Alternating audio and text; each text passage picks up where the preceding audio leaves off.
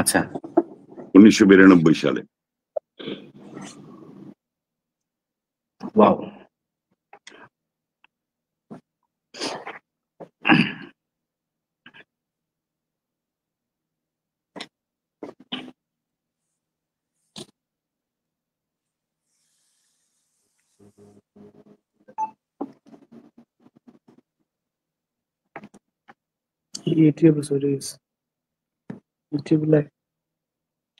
আসসালামু আলাইকুম সবাইকে। শুভ নববর্ষ 1432 বাংলাদেশ। আজকে আমরা এক ভিন্ন রকম পরিবেশে নববর্ষকে উদযাপন করছি।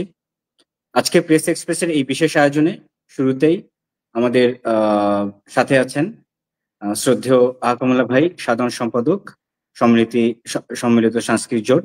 আমাদের সাথে আছেন আমাদের আমেরিকা প্রেস এক্সপ্রেসের ব্যুরো চিফ এবং স্টেট ডিপার্টমেন্ট হোয়াইট হাউসের করেসপন্ডেন্ট শ্রদ্ধেয় দস্তগীর জাহাঙ্গীর ভাই, এবং আমাদের সাথে বিশেষ অতিথি হিসেবে আছেন আমাদের প্রিয় ভাবি শিল্পী শ্রদ্ধেয় দিনারমণি। আমি প্রোগ্রামের শুরুতেই আজকের এই বিশেষ সময়ে একটি বিশেষ সুর নিয়ে প্রোগ্রামটি শুরু করতে চাই। আমাদের শ্রদ্ধেয় দিনারমণি ভাবি, প্লিজ।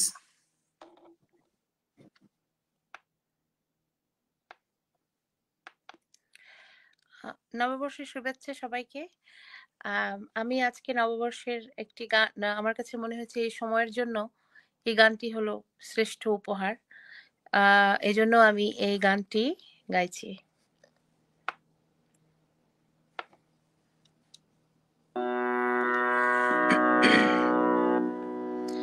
সকাতারে ওই কাঁদিছে সকলে, শোনো শোনো পিতা, কহ কানে কানে, শোনাও প্রাণে প্রাণে, মঙ্গল বারতা।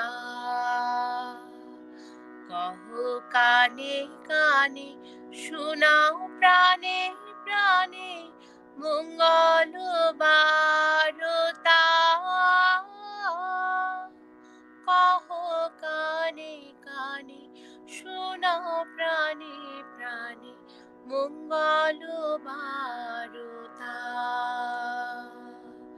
ক্ষুদ্র আশা নিয়ে রয়েছে বাঁচিয়ে সদাই ভাবনা,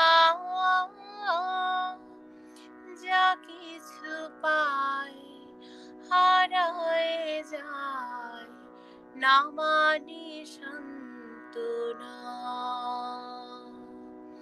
যা কিছু পায় হারায় যায়, না মানে সান্ত্বনা।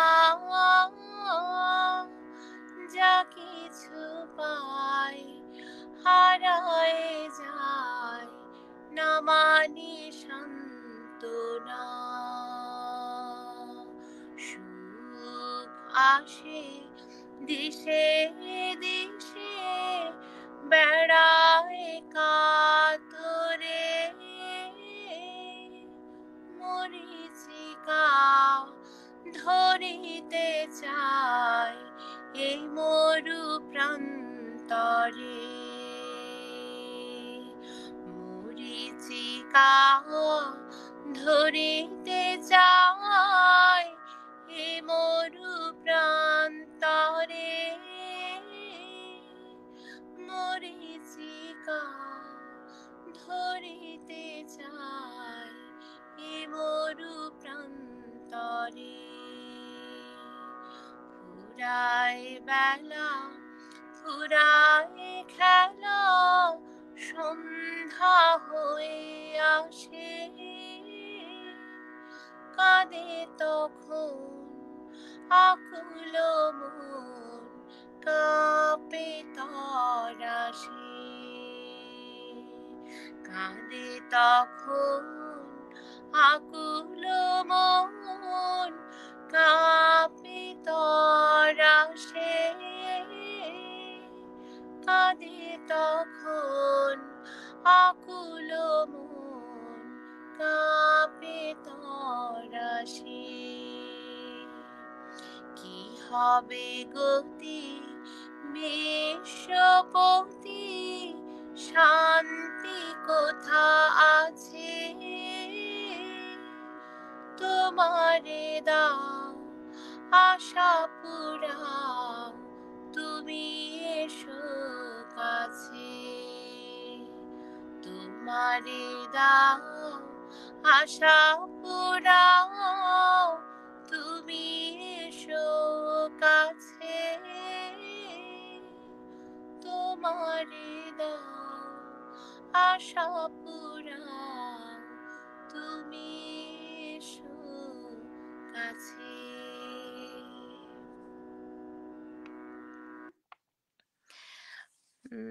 রবি অসংখ্য ঠাকুরের ধন্যবাদ ভাবি।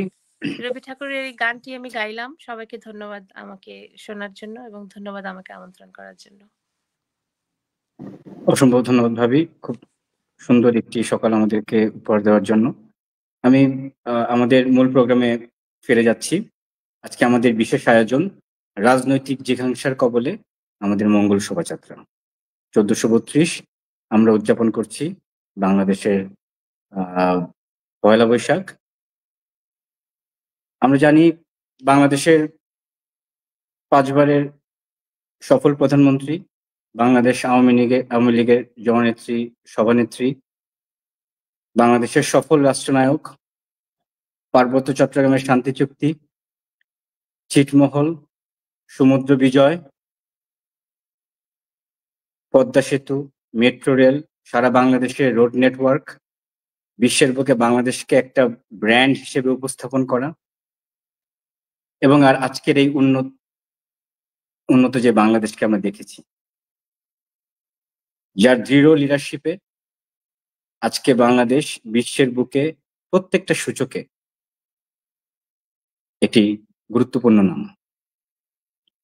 জিওপলিটিক্স বলেন, বাংলাদেশের ইকোনমিক ইন্টারভেনশন বলেন, ওয়ার্ল্ড পলিটিক্সে প্রত্যেকটা জায়গায় আমরা মাথা উঁচু করে যে কথা বলতে পারি, তার পিছনে যেই নামটি একচ্ছত্রভাবে আছে সেটি হচ্ছে জননেত্রী শেখ হাসিনা। অত্যন্ত দুঃখ, এটি সহ্য করা যায় না যে আমাদের মাটিতে আমরা আজকে এই জিনিস দেখছি। আমার সাথে আছেন আমাদের শ্রদ্ধেয় সংস্কৃতিবিদ,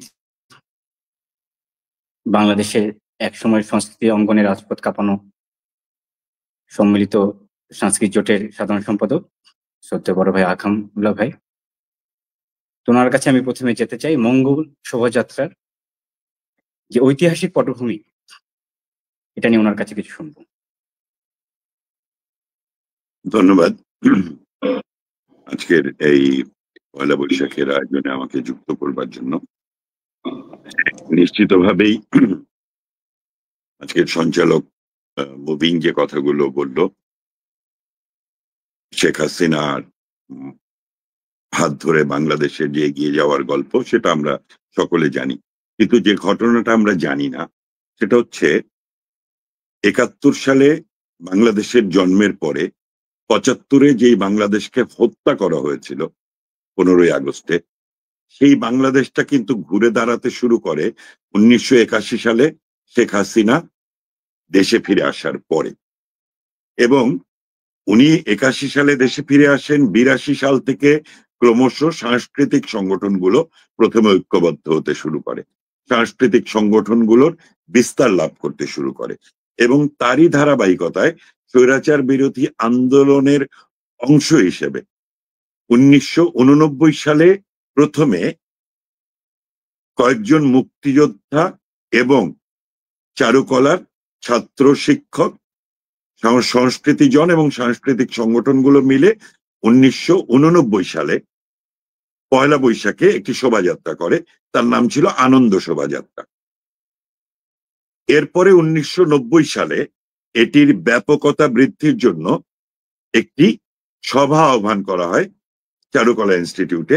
সেখানে বলা হয় যে আনন্দ শোভাযাত্রা এটি শুধু আনন্দ নয়, এটি মানুষের মঙ্গল কামনার একটি বার্তা হওয়া উচিত, যারা শুভ কর্মে শুভ আয়োজনের মধ্য দিয়ে বাঙালির মঙ্গল কামনা করে, তাদের একটি শোভাযাত্রা। এবং আমাদের সংস্কৃতিজন ওয়াহিদুল হক এই নামটি দেন মঙ্গল শোভাযাত্রা হিসেবে। তারপর থেকে এটি ধারাবাহিকভাবে চলে আসছে। আমরা জানি 2016 সালে এটি ইউনেস্কো কর্তৃক স্বীকৃত হয়েছে। কিন্তু এই 1989 সাল থেকে 2024 পর্যন্ত কোনোদিন কোন সরকার এই মঙ্গল শোভাযাত্রাকে সরকারিকরণ করতে যায়নি। কিন্তু বর্তমান সরকার যেমন ভাবে সকল কিছুর দখলদারিত্ব করছে, সেই দখলদারিত্বের অংশ হিসেবে তারা মঙ্গল শোভাযাত্রাকেও দখল করে নিল। এবং আকরাম ভাই, আপনার কাছে আমি আবার ফিরে যাবো। একটু আমি দস্তগীর ভাই যেতে চাই। দস্তগীর ভাই, মঙ্গল শোভাযাত্রা, আনন্দ শোভাযাত্রা আমরা শুনলাম আকরাম ভাইয়ের কাছ থেকে, খুব গুরুত্বপূর্ণ একটা জিনিস। সরকারের পক্ষ থেকে এখানে অংশগ্রহণ করা, এই বিষয়ে যদি আপনি আপনার জায়গা থেকে কিছু বলতেন।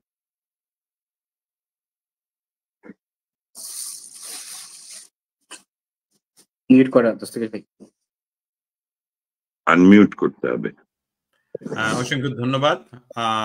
আমাদের আজকের এই পহেলা বৈশাখের বিশেষ আয়োজনে আহকামুল্লাহ ভাইকে আমরা একসাথে পেয়ে যেরকম অনেকগুলো প্রশ্ন বাংলাদেশের যে মানুষগুলো আজকে বিভিন্ন ভাবেই নিগৃহীত, এবং শুধু বলবো নিগৃহীত নয়, যে মঙ্গল শোভাযাত্রা প্রতি বছর আমরা দেখে আসছিলাম, যে আপনি আরো একটা তথ্য দিলেন, যেটা হলো 2016 সনে ইউনেস্কো এটাকে হেরিটেজ হিসাবে গ্রহণ করে বা ডিক্লেয়ার করেন। আপনি আরো তথ্য দিলেন যে 89 সন থেকে এটা শুরু হলো, আনন্দ শোভাযাত্রা থেকে, তারপর মঙ্গল শোভাযাত্রা। বাংলাদেশের বর্তমান যে প্রেক্ষাপট, আমরা জানি যে বাংলাদেশের সংবিধানে এই ধরনের কোন সরকারের কোনো সুযোগ নেই, এবং আমরা এটা নিয়ে প্রায়শই কথা বলছি, এবং অনেক আইনজ্ঞ, আইন বিশারদরা এই বিষয়গুলো নিয়ে সুস্পষ্টভাবে বলছেন যে এটা একটা দখলদারি সরকার। কিন্তু আমি আবারও আহকামুল্লাহ ভাইয়ের কাছেই এই আমার সংক্ষিপ্ত করে ফিরে যাব, যে এই প্রেক্ষাপট যেটা শুরু করলেন, যে আমাদের আনন্দ শোভাযাত্রা মঙ্গল শোভাযাত্রায় পরিণত হলো, এবং সেটা দীর্ঘদিন ধরে গত বৎসর পর্যন্ত মঙ্গল শোভাযাত্রা হিসেবেই থাকলো, এবং সেখানে আমরা অনেক প্রতীক দেখতে পাই।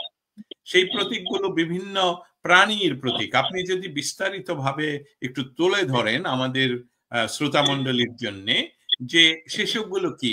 আর শেখ ফাউজুল মবিন যে কথাটা বললেন, যে বাংলাদেশের বর্তমান প্রেক্ষাপটে যেখানে 71কে তারা ধ্বংস করে দিতে চায়। দস্তগীর ভাই, মানে সরকারি ভাবে, মানে সরকারের প্রতিনিধিত্ব, যেমন ফারুকীকে আমি দেখলাম একটু আগে, সে বক্তব্য দিচ্ছে, ঠিক আছে?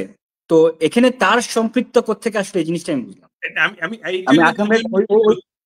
দুইজন মিলেই আমরা আহকাম ভাইয়ের কাছে যাওয়া উচিত, যে উনি বলতে আমাদের জানা উচিত যে আসলে সেটা কিভাবে চললো গত অনেক বছর ধরে।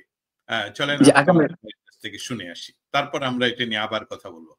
একেবারেই কয়েকজন মুক্তিযোদ্ধারা তাদের পরিকল্পনা এটা শুরু হয়। এখানে একদমই বিচিত্রার শাহাদাত চৌধুরীর অফিসে বসে নাসিরউদ্দিন ইউসুফ বাচ্চুর নেতৃত্বে তাদের বন্ধুরা, ক্র্যাক প্লাটুনের যারা সদস্য ছিল, তারা মিলে, এবং চারুকলার শিক্ষক রফিকুন নবী এবং আবুল বার্ক আলভি, ওনারা মিলে এই পরিকল্পনাটা করে শুরু করে। এবং 90 সালে স্বৈরাচার বিরোধী আন্দোলনে প্রথম মোটিভ ব্যবহৃত হয়। সেখানে আশাবাদের প্রতীক, শুভর প্রতীক পেঁচা, এবং স্বৈরাচারের প্রতীক হিসেবে সাপ, এটি ব্যবহৃত হয়। এবং বিভিন্ন সময়ে প্রত্যেকবারই মঙ্গল শোভাযাত্রার একটি স্লোগান থাকে। সেই স্লোগানটা হচ্ছে, অশুভের সাথে আপোষবিহীন দ্বন্দ্ব চাই। অশুভের সাথে ধারাবাহিকভাবে যে দ্বন্দ্ব, অর্থাৎ এই মঙ্গল শোভাযাত্রা সবসময় একটি অসাম্প্রদায়িক গণতান্ত্রিক বাংলাদেশের পক্ষে লড়াই করবার হাতিয়ার হিসেবে, এবং সেই লড়াইটা যারা করে তাদের একত্রিতভাবে একসাথে পথ চলার আয়োজন হিসেবে এই মঙ্গল শোভাযাত্রা। এটি যে কথাটি আগে বলছিলাম, কোনোদিন কোনো সরকারি হস্তক্ষেপ এখানে হয়নি। এমনকি তারা সিদ্ধান্ত নিয়ে কোনো কর্পোরেট হাউসের স্পন্সরও কিন্তু তারা নেয়নি। এখানে উল্লেখযোগ্য হচ্ছে, এখানে ফান্ড সংগ্রহ করা হয় পুরো 1 মাস ব্যাপী, সরা এঁকে ছবি এঁকে সেই ছবিগুলো বিক্রি করে সেই টাকা দিয়ে কিন্তু এই মঙ্গল শোভাযাত্রার আয়োজন করা হয়। এই প্রথমবারের মতো সরকার এসে এটি দখল করলো, এবং যখন সরকার দখল করলো তখন এই আয়োজনের যারা মূল আয়োজক, চারুকলার যে ব্যাচ, তারা কিন্তু এখান থেকে নিজেদেরকে উইথড্র করেছে। এবং গতকালকে তারা স্টেটমেন্ট দিয়েছে যে কাদের কাছে অনুমতি নিয়ে মঙ্গল শোভাযাত্রার নাম পরিবর্তন করা হলো, আর চারুকলাতে বসে এই কাজটা কারা করছে তারা কিন্তু এটি জানে না। তো এখানে কি শোনা যাচ্ছে? একদম শোনা যাচ্ছে। আচ্ছা, না স্ক্রিনে অন্য আরেকটা এসছে, তাই আমি ভাবলাম যে শোনা যাচ্ছে কিনা। এখানে আমি শুধু এইটুকু বলে এখনকার মতো শেষ করব, সেটি হচ্ছে যে যেই আয়োজনটি বাঙালির সংস্কৃতি, বাংলার হিন্দু, বাংলার বৌদ্ধ, বাংলার খ্রিস্টান, বাংলার মুসলমান, আমরা সবাই বাঙালি, সেই জায়গাটা থেকে সরে গিয়ে এইবার শুধুই মুসলমানের সংস্কৃতি হিসাবে সুলতানি আমলের শোভাযাত্রায় গেল, যেটি আমরা গত ঈদেও দেখেছি। বাংলাদেশের কিন্তু সংস্কৃতিতে আছে ধর্ম যার যার উৎসব সবার, পূজা সবার, ঈদ সবার, কিন্তু এবার ঈদের আয়োজনে আমরা সেই সুলতানি আমলকে দেখতে পেলাম, মঙ্গল শোভাযাত্রায়ও সুলতানি আমলকে দেখতে পেলাম। এবং মানুষকে অস্বীকার করা, এটি কিন্তু বাঙালি সংস্কৃতি নয়। আমাদের মৌর্যরা শাসন করেছে, আমরা তাদের সংস্কৃতি থেকে নিয়েছি। গুপ্ত, পাল, মৌর্য, মোগল, ব্রিটিশ, সবার সংস্কৃতি থেকে নিয়ে বাঙালির একটা দর্শন দাঁড়িয়েছে, নিজস্ব দর্শন, সেটা হচ্ছে সবার উপরে মানুষ সত্য, তাহার উপরে নাই। আজকের এই মঙ্গল শোভাযাত্রা সকল মানুষকে অস্বীকার করেছে। এখানে আরো একটি বিষয়, আপনারা যারা দেখেছেন আজকের এই শোভাযাত্রাটি, সেখানে ঢাকা শহরের মানুষের উপস্থিতি নাই, সেখানে বাংলাদেশের সংস্কৃতির মানুষের উপস্থিতি নাই। জেলাগুলো থেকে যে ট্রাইবাল গুলোকে আনা হয়েছে সেগুলো তো সরকারি টাকায় এসেছে, তার মানে জনগণের যে শোভাযাত্রা ছিল, যেটি এই যেই আনন্দ মঙ্গল শোভাযাত্রার মূল চরিত্র, জনগণের আয়োজন, জনগণের অংশগ্রহণ, সেখানে সরকারি আয়োজন হয়ে গেছে এবং জনগণকে বাদ দেয়া হয়েছে। এটি হচ্ছে জনগণের আয়োজনে মানে জনগণের অংশগ্রহণ, রাইট? কেন আসলে এই জিনিসটা নেই আপনি দেখেন আকাম ভাই, মানে ওরা কিন্তু ভয় পায়। ওরা জানে যে যখনই শিল্পীদেরকে, সংস্কৃতিবিদদেরকে জনগণের সাথে করে এরকম একটা ওপেন মানে ইভেন্টকে করতে দেওয়া হবে, তখন কিন্তু তাদের যে ললেসনেস গুলো আছে, তাদের যে মানে কুকর্মগুলো আছে, তারা যে করতেছে ওই জিনিসগুলো কিন্তু বের হয়ে আসবে। এবং আপনি দেখেন, আপনি যে বলতেছেন যে এটাকে মানে ইসলামীকরণ করা হয়েছে, ঠিক আছে, ইসলামিক সংগঠনগুলো কিন্তু মঙ্গল শোভাযাত্রার কি নিয়ে আমরা আগে কথা বলতে দেখিনি, রাইট? আপনি এখন যেটা দেখেন, যদি সত্যি তাই হয়ে থাকে, ইসলামী ইভেন গতবার কিন্তু কথা বলেছিল। আমি বলি, গতবার কিন্তু রমজানের ভেতরে পয়লা বৈশাখ পড়ায় একজন জামাতপন্থী আইনজীবী হাইকোর্টে গিয়ে রিট করেছিল যে মঙ্গল শোভাযাত্রা হবে না। একই রকম ভাবে নিউ ইয়র্কেও একজন জামাতপন্থী আইনজীবী রিট করেছিল। আইনি লড়াইয়ে বিজয়ী হয়ে ঢাকাতেও মঙ্গল শোভাযাত্রা হয়েছে, আইনি লড়াইয়ে বিজয়ী হয়ে নিউ ইয়র্কেও মঙ্গল শোভাযাত্রা হয়েছিল। তার মানে মুসলমানদের উগ্র মৌলবাদী মানে জঙ্গি গোষ্ঠীর আক্রোশ সবসময় বাঙালি সংস্কৃতির উপরে যেভাবে থাকে, মঙ্গল শোভাযাত্রার উপরে সেভাবে ছিল। এবং এটি গত বছরও তারা চেষ্টা করেছে, সফল হয়নি, এবার তারা পুরোপুরি সফল হয়েছে। বাংলাদেশটাকে এটা খুবই সুস্পষ্ট, তারা প্ল্যান করে কিভাবে আওয়ামী যে বড় জনগোষ্ঠী আছে তাদেরকে কিভাবে উত্তেজিত করা যায়, কিভাবে তাদেরকে আঘাত করা যায়, কিভাবে একটি রাষ্ট্রে আপনার সহিংসতার দিকে একটা রাষ্ট্রকে নিয়ে যাওয়া যায়। আজকে সুস্পষ্ট ভাবে ডিজিএফআই এনএসআই, সেনাপ্রধানের যে প্রতিনিধি তারা কি ওই জায়গায় নাই? তো আইন শৃঙ্খলা বাহিনী, গোয়েন্দা সংস্থা এবং রাষ্ট্রীয় সংস্থা তাদের ছত্র ছায়ায় এরকম একটা ন্যাক্কারজনক ঘটনা বাংলাদেশে কিভাবে ঘটে? আমি বলছি যে এই ঘটনাটাকে বিচ্ছিন্নভাবে দেখার তো কোনো সুযোগ নাই, যেখানে বাংলাদেশটা ধারাবাহিকভাবে 54 বছর ধরেই কিন্তু তারা চেষ্টা করেছে ৭১-এর বাংলাদেশটাকে পিছিয়ে নিয়ে ৪৭-এ ফিরে যেতে চেয়েছে। ৪৭-এর দেশটা কি? ৪৭ দেশটা হচ্ছে ধর্মের ভিত্তিতে যে রাষ্ট্রটা, সেটা হচ্ছে ৪৭-এর দেশভাগ। কিন্তু ৪৭-৪৮ সাল থেকে ধারাবাহিকভাবে ২৩ বছরের সংগ্রামের ভেতর দিয়ে বাংলাদেশ আওয়ামী লীগের নেতৃত্বে বঙ্গবন্ধুর নির্দেশে মুক্তিযুদ্ধ হয়েছে, তার মধ্য দিয়ে দেশ স্বাধীন হয়েছে। এরপরে যারা ৭১-এ পরাজিত তারা আবার ষড়যন্ত্র করে ৭৫-এ বঙ্গবন্ধুকে হত্যা করেছে। সুতরাং ৪৭ থেকে ৭০, ৭১ পরবর্তী সময় থেকে ৭৫ এবং ৭৫ পরবর্তী সময় থেকে ৯৬ সাল পর্যন্ত ধারাবাহিকভাবে বাংলাদেশে যারা বিশ্বাস করে না, যারা বাঙালি সংস্কৃতিতে বিশ্বাস করে না, তারা এই বাংলাদেশটাকে শাসন করেছে। কিন্তু উগ্র মৌলবাদীরা কোনোদিন বাংলাদেশটা দখল করতে পারেনি। ৫৪ বছরের ধারাবাহিক ষড়যন্ত্রের ফসল হচ্ছে আজকে এই বাংলাদেশটা দখল করে নেওয়া। আপনারা কি হেনরি কিসিঞ্জারের সাথে পিটার হাসের কোনো পার্থক্য দেখতে পান? আমি তো দেখতে পাই। আমার কাছে তো মনে হয় হেনরি কিসিঞ্জারেরই বর্তমান ভার্সন হচ্ছে পিটার হাস। অর্থাৎ কোট আনকোট এই যে কনস্পিরেসি থিওরি, এটা শুরু হয়েছে ১৯৭১ সালের ১৬ই ডিসেম্বরের পর থেকেই। ৭৫-এর ১৫ই আগস্টে তারা প্রাথমিকভাবে সফল হয়েছিল। কিন্তু শেখ হাসিনা ১৯৮১ সালে দেশে ফিরে আবার কিন্তু জনগণকে সংগঠিত করে। তারই ধারাবাহিকতায় বাংলাদেশ। এখানে আপনাদেরকে একটা জিনিস, এই পয়লা বৈশাখ আয়োজনের সাথে একটা গুরুত্বপূর্ণ বিষয় আপনাদেরকে বলি। একদিকে চারুকলায় পয়লা বৈশাখ আয়োজনের জন্য জাতীয় কমিটি হয় ১৪০০ সালে, ১৪০০ বাংলা সনের উদযাপনের জন্য। সেখানে ১০০১ জনের একটা কমিটি হয়। পাশাপাশি বাংলাদেশ আওয়ামী লীগ একটা পয়লা বৈশাখ আয়োজন করে ১৪০০ সালে এবং কলাবাগান মাঠে ধানমন্ডি লেকে নৌকা ভাসিয়ে, মঙ্গল প্রদীপ ভাসিয়ে শেখ হাসিনা তার উদ্বোধন করেন এবং শেখ হাসিনা ওই আয়োজনের আহ্বায়ক ছিলেন এবং ওবায়দুল কাদের ছিল সদস্য সচিব। এই যে রাজনৈতিকভাবে বাঙালি জাতিকে ওন করা, রাজনৈতিকভাবে বাঙালি সংস্কৃতিকে ওন করা, এটি আওয়ামী লীগ করে। যে কারণে কিন্তু আওয়ামী লীগ এই জঙ্গি গোষ্ঠীর শত্রু এবং আওয়ামী লীগকে নিধন করাই তাদের অন্যতম কাজ বলে আমরা মনে করি। যে কারণে আমাদের লড়াইটা অবশ্যই আপনি দেখেন, আমরা বাঙালি, আমাদের বাংলা ভাষা, আমাদের বাংলাদেশ, এন্ড দেন আমাদের বাঙালিয়ানা। আমাদের এই যে বাংলা নিয়ে টোটাল হিস্ট্রিতে আপনি আওয়ামী লীগ ছাড়া তো কাউকে পাবেন না।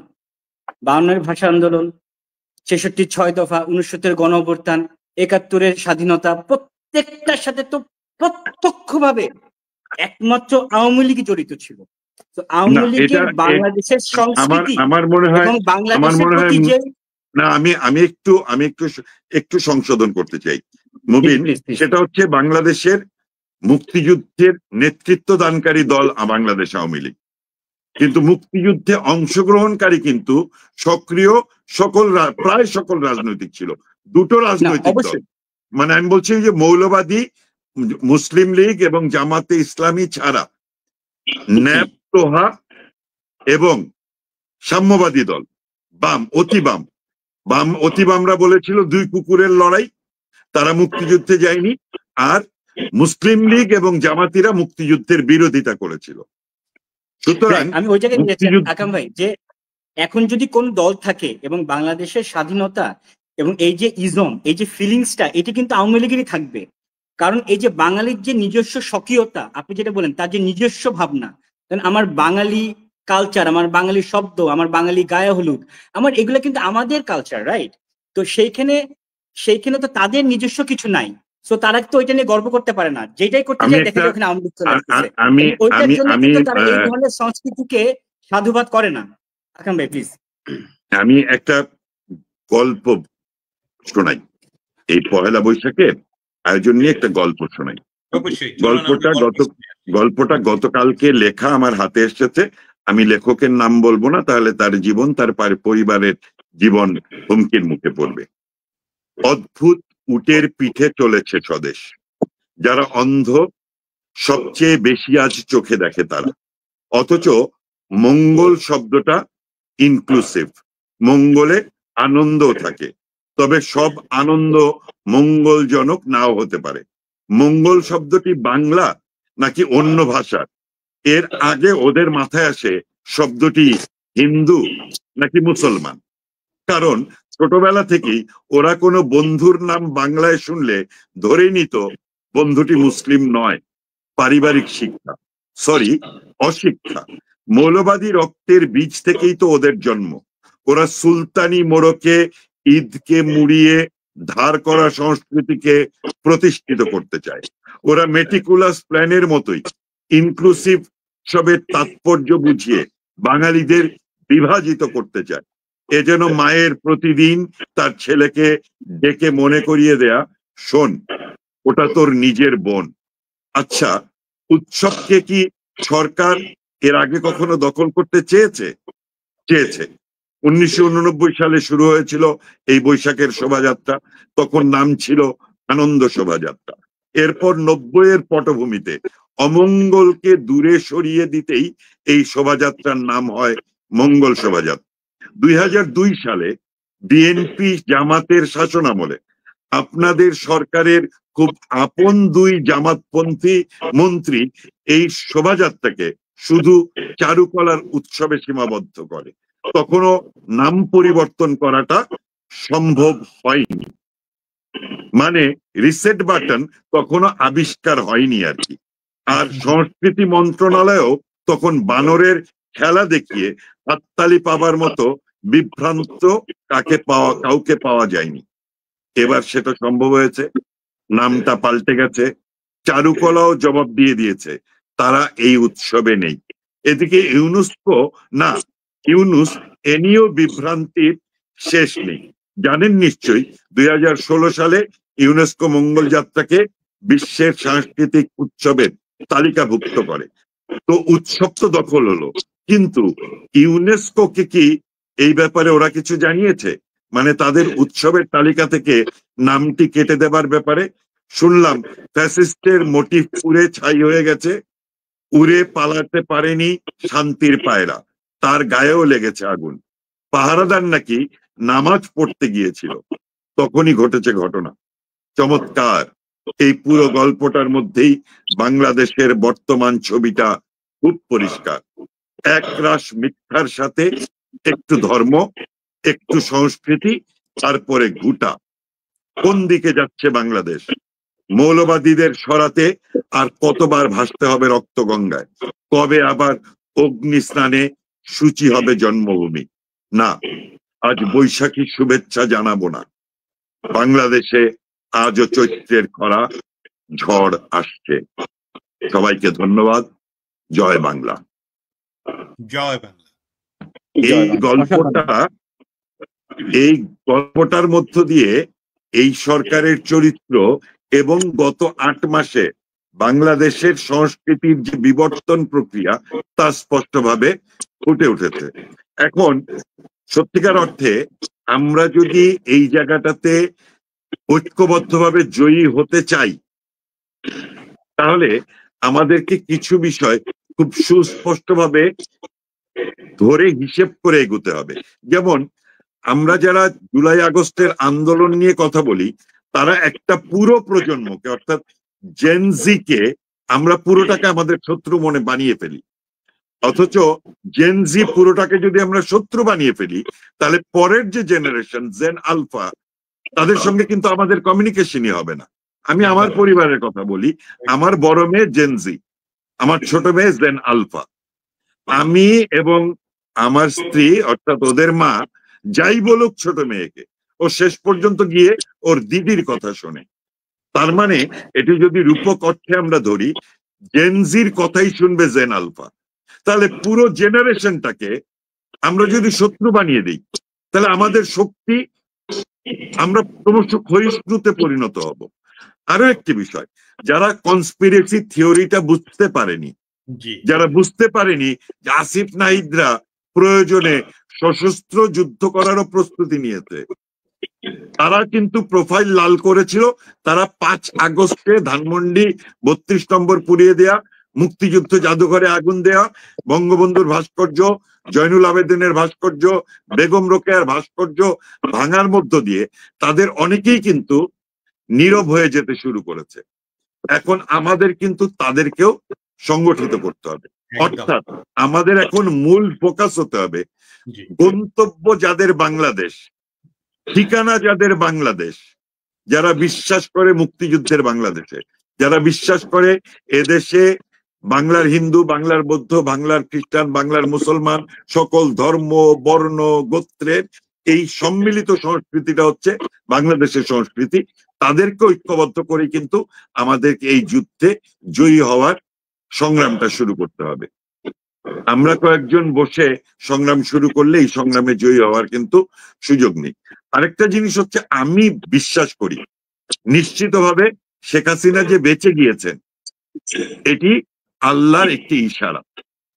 তার হাত দিয়েই কিন্তু আবার বাংলাদেশ বিজয়ী হবে। অবশ্যই এই আশাই ব্যক্ত করছি। আকাম ভাইয়ের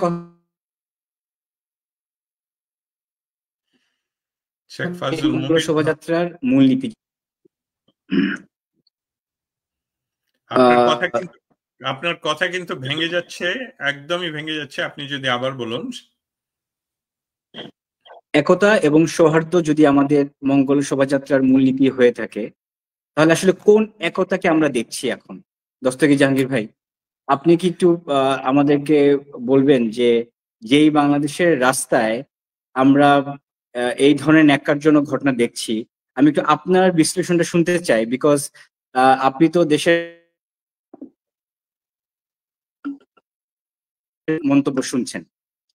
তো এই মুহূর্তে তো বাংলাদেশের রাস্তা সত্যি কলঙ্কিত। সেই ক্ষেত্রে আপনার অবস্থানটা আমরা জানতে চাই। ফিরে যাই, চলুন আমরা সকলে মিলে আবারও ফিরে যাই, যেটা ইতিমধ্যে আহকাম ভাই বলে গেলেন, এবং আমরা এটা জানি যে বাঙালি সাম্যবাদী বিশ্বাস করে। বাঙালি জাতিসত্তার মূল চেতনাই হলো সবার উপর মানুষত্ব, তাহার উপরে নেই। এবং সেখান থেকে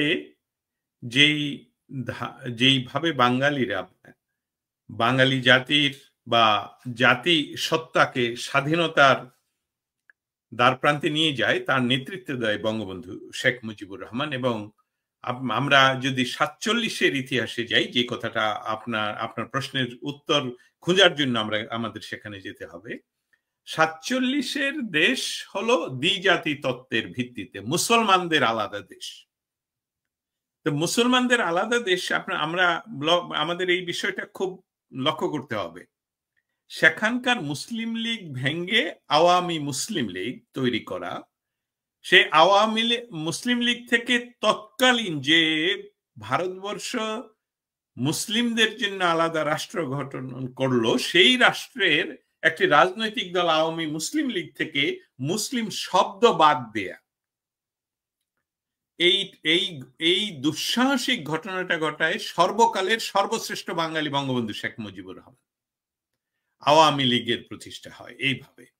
সেখানে আজকের বাংলাদেশে দেখুন 53 বছর, আমাদের বাংলাদেশের বয়স এখন 53, কিন্তু যত দুঃশাসন, যত মিলিটারি শাসন বাংলাদেশে এসেছে, কেউ বাংলাদেশের মৌলিক স্তম্ভ এইভাবে ঘুরিয়ে দেওয়ার প্রচেষ্টা তারা করেনি এবং দুঃসাহস তারা দেখায়নি। আহকাম ভাই একটু আগে বলে গেলেন যে বাংলাদেশকে একবার হত্যা করা হয়েছিল 1975 সালে। বঙ্গবন্ধু মানেই বাংলাদেশ, এবং তাকে হত্যা করে তারা কিন্তু এই পাকিস্তান আমলের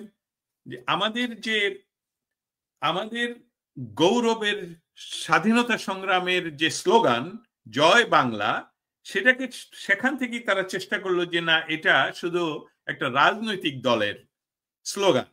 এই শুরু করলো তারা আবার 1905 সনের যে বীজ বোনা, যে দ্বিজাতি তত্ত্ব বা বঙ্গভঙ্গ, মুসলিম এবং হিন্দু বঙ্গ যে আলাদা, সেখানে আবার ফিরে যেতে তারা চেষ্টা করলো। শুধু 47 না, তারা 1905-এ ফিরে যেতে চায়। এবং বর্তমানে যে 8 মাস আমরা দেখতে পাচ্ছি শান্তির দূত হিসাবে যাকে আমরা মনে করতাম, বা মনে করার অর্থ হলো যে উনি যেহেতু শান্তিতে নোবেল কিনে নিয়ে আসছেন, সেই জন্য বলছি আর কি, তিনি এখন ইমাম। তিনি তার দেশে, তার নেতৃত্বে, তার ইমামতিতে এই মুহূর্তে বাংলাদেশে চলছে ইসলামীকরণ। এবং সেই ইসলামীকরণ কিন্তু মারাত্মক ধরনের উগ্রবাদী ইসলামীকরণ। আমরা জানি যে তুলসী গাবার্ড এই বিষয়ে বলছেন, যুক্তরাষ্ট্রের পররাষ্ট্র দপ্তর এই বিষয়ে উদ্বেগ প্রকাশ করেছেন, এবং প্রতিদিন যে বাংলাদেশে যা দেখা যাচ্ছে, সেখানে দেখা যাচ্ছে যে এই ইসলামীকরণের পক্ষেই এই সরকার মদদ দিচ্ছে এবং পাহারা দিচ্ছে। আপনার যদি গত পরশু দিনের যে ঘটনা বাংলাদেশে ঘটে গেল, যে মার্চ ফর গাজা এর নামে বাংলাদেশের পক্ষের রাজনৈতিক শক্তিগুলোকে নিধন করার যে রাজনৈতিক শক্তি তারা প্রদর্শন করলো, সেখানে কিন্তু ডোনাল্ড ট্রাম্পের ছবিতে তারা জুতা দিয়ে আঘাত করলো। ডোনাল্ড ট্রাম্পের বিরুদ্ধে তাদের কি হতে পারে?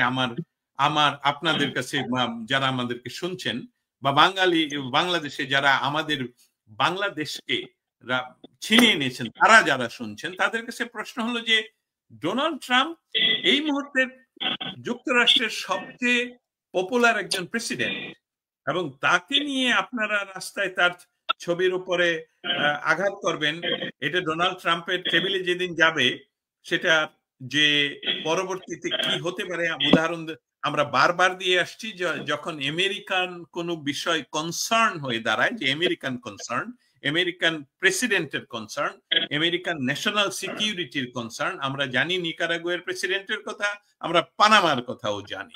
অতএব বাংলাদেশ যে ইসলামীকরণ হচ্ছে, এবং তার ফলশ্রুতিতে আজকের মঙ্গল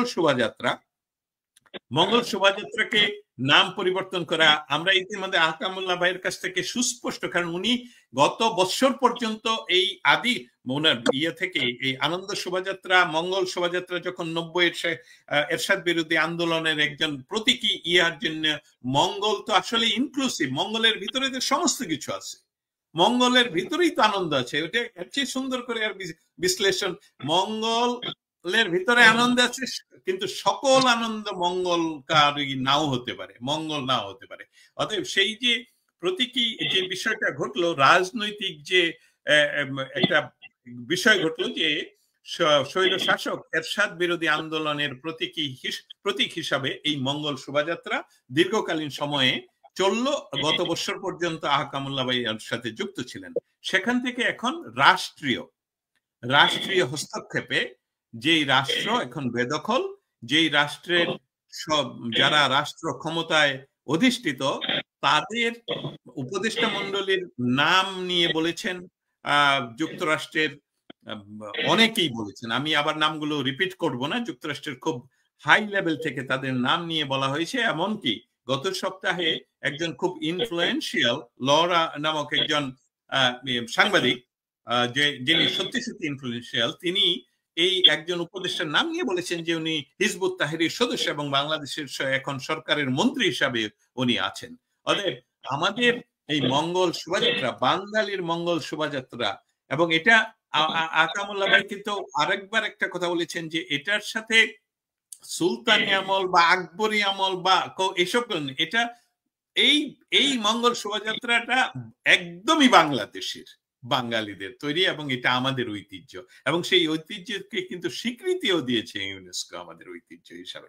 অতএব রাস্তায় যা দেখা যাচ্ছে বা যে বেদখল করার চেষ্টা করেছে, সবচেয়ে আরেকটা বিষয় লক্ষ্য করেন যে এই লগ্নি ব্যবসায়ী, যার পারিবারিক ব্যবসায়ী হলো লগ্নি ব্যবসায়ী, ডক্টর ইউনূসের ওনার পারিবারিক ব্যবসা বা ওনার পূর্বপুরুষদেরও ব্যবসা, একই ব্যবসা, উনি কিন্তু আজকে একটু খুব বক্তৃতা দিয়ে চেষ্টা করলেন, মানে ওনার 360 ডিগ্রি যে বারবার ঘুরে যান, এটা এই বিষয়টা বোঝাতে চাচ্ছি।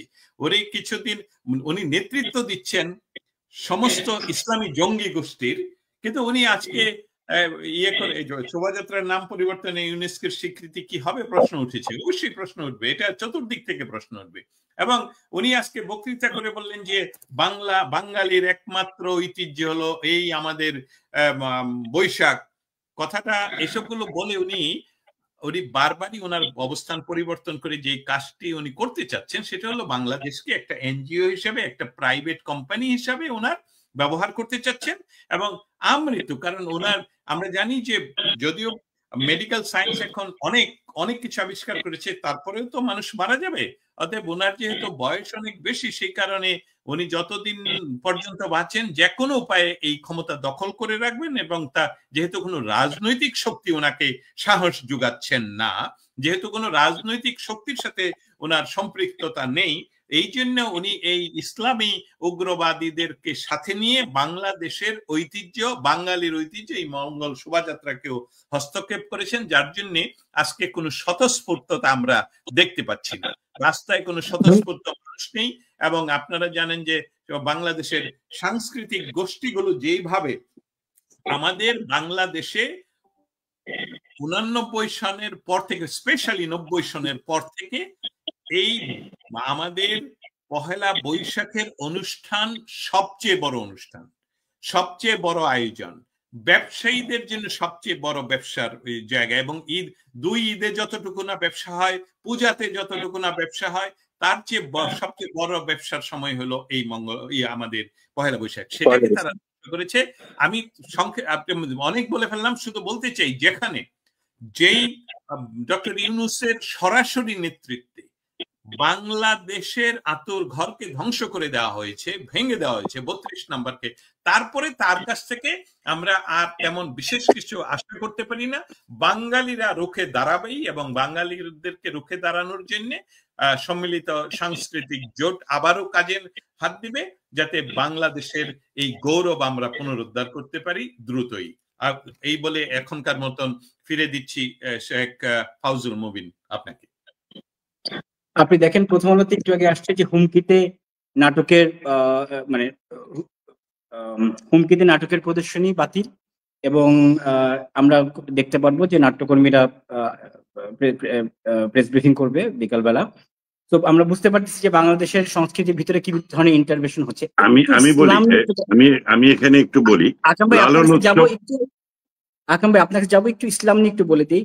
বাংলাদেশ আওয়ামী লীগকে বারবার আমরা ইসলামের এগেনস্টে দাঁড় করাই দিই। ইসলাম খুব স্ট্রেট, নামাজ, রোজা, জাকাত, হজ, কুরআন খুব স্ট্রেট। আমরা ইসলাম এবং ইসলামিক এক্সট্রিমিজম এই জিনিসটাকে ডিফাইন করতে হবে। আওয়ামী লীগ সরকারের সময় ইসলামকে আমরা আগেও বলেছি, এই 5টা ফরজ কাজকে মাথায় রেখে মাননীয় প্রধানমন্ত্রী জননেত্রী শেখ হাসিনা খুব সুন্দর করে ইসলাম প্রচারে কাজ করেছেন, কিন্তু উনি আবার মেনটেন করেছেন যাতে জঙ্গিবাদের উত্থান না হয়। এখন কি করছে আপনি দেখেন, মার্চ ফর ঢাকা আপনি যে প্রোগ্রামটা বললেন, এটা তো জামাতের শোডাউন আর কিচ্ছু না। আপনি ওখানে কারা গিয়েছে, স্টেজে আমরা কাদেরকে দেখেছি? একসময় মুনাজাত তুলে এই দিক ওদিক তাকাচ্ছে হাসনাত, কোনো সময় হাসতেছে, কোনো সময় আজহারিকে বলতেছে অমুক কাজ করেন, কোনো সময় জামাতের নেতাকে বলতেছে আপনি এটা বলেন, কোনো সময় জামাতের অমুক লোককে আমিরকে স্টেজে নিয়ে আসতেছে। মানে এইটা just simply a political movement.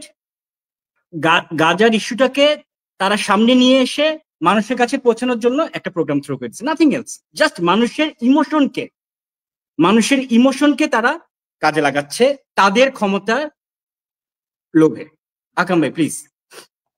আমি এই যে ইসলামীকরণের এবং আওয়ামী লীগকে ইসলামের বিরুদ্ধে দাঁড় করানোর জায়গাটা নিয়ে একটু বলতে গেলে প্রথমেই বলতে হয় যে বঙ্গবন্ধুর যে 7ই মার্চের ভাষণ, সেই ভাষণে কিন্তু উনি বলছেন, রক্ত যখন দিয়েছি রক্ত আরো দেব, এদেশের মানুষকে মুক্ত করে ছাড়বো ইনশাল্লাহ।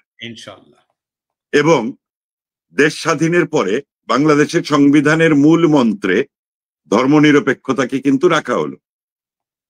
সেই ধর্মনিরপেক্ষতাকে বাদ দিয়ে সামরিক স্বৈরশাসকদের একজন বিসমিল্লাহ যোগ করলো সংবিধানে, আরেকজন রাষ্ট্র ধর্ম ইসলাম করলো।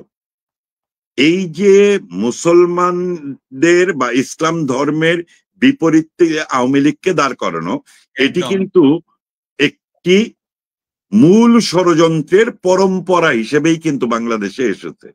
অর্থাৎ 47-এর দেশভাগের ভেতর দিয়ে যখন 47-এর কিন্তু বঙ্গবন্ধু পাকিস্তানের পক্ষ ছিল, কিন্তু 48-এ উনি ওনার অসমাপ্ত আত্মজীবনীতে কিন্তু উনি লিখছেন যে আমি 48-এই বুঝতে পারলাম যে মুসলমানের দেশ হিসাবে পাকিস্তানের অংশ হওয়াটা এই বাংলাদেশের ভূখণ্ডের মানুষের একটি ভুল ছিল। তাই এই বাংলাদেশটাকে সকল ধর্মের মানুষের জন্য এই বাংলাদেশটাকে স্বাধীন করার প্রক্রিয়ায় তিনি 23 বছর সংগ্রাম করলেন। তার ভেতরে 14 বছর তিনি কারাগারে কাটিয়েছেন। একদম। তো সেই বাংলাদেশটাকে পরাজিত করবার জন্য 75-এর 15ই আগস্ট, আমি বারবারই ওই জায়গাতে যাচ্ছি, কারণ হচ্ছে 47-এর মুসলমানরা 70-এর নির্বাচনে নৌকায় ভোট দেয়নি, 70-এর নির্বাচনে পরাজিতরা 71-এ মুক্তিযুদ্ধের বিরোধিতা করেছে, 71-এর পরাজিতরা 75-এ বঙ্গবন্ধুকে হত্যা করেছে, 75 থেকে 96 পর্যন্ত বাংলাদেশ শাসন করেছে তারা। 2001-এ যখন নাকি শেখ হাসিনাকে ক্ষমতা থেকে সরিয়ে দেওয়া হলো, তার পেছনে মূল ষড়যন্ত্রকারীরা ছিল কিন্তু এই মৌলবাদীরাই। বঙ্গবন্ধু হত্যার রায় যাতে কার্যকর করতে না পারে এবং যুদ্ধাপরাধীদের বিচার যাতে শুরু করতে না পারে, শেখ হাসিনাকে ক্ষমতা থেকে সরিয়ে দেওয়া হলো।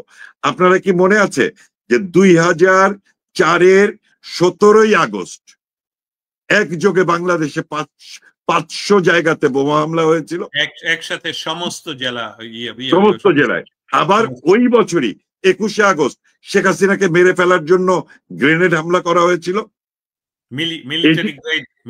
সমস্যাটা হচ্ছে যে তাদের একটি পরম্পরা আছে এবং তারা ঐক্যবদ্ধ, তারা ধারাবাহিকভাবে ষড়যন্ত্র করে গেছে। কিন্তু আমরা যারা মুক্তিযুদ্ধে বিশ্বাস করি, যারা বাংলাদেশে বিশ্বাস করি, আমরা বিভিন্ন ছোট ছোট গ্রুপে বিভক্ত হয়ে গিয়েছিলাম।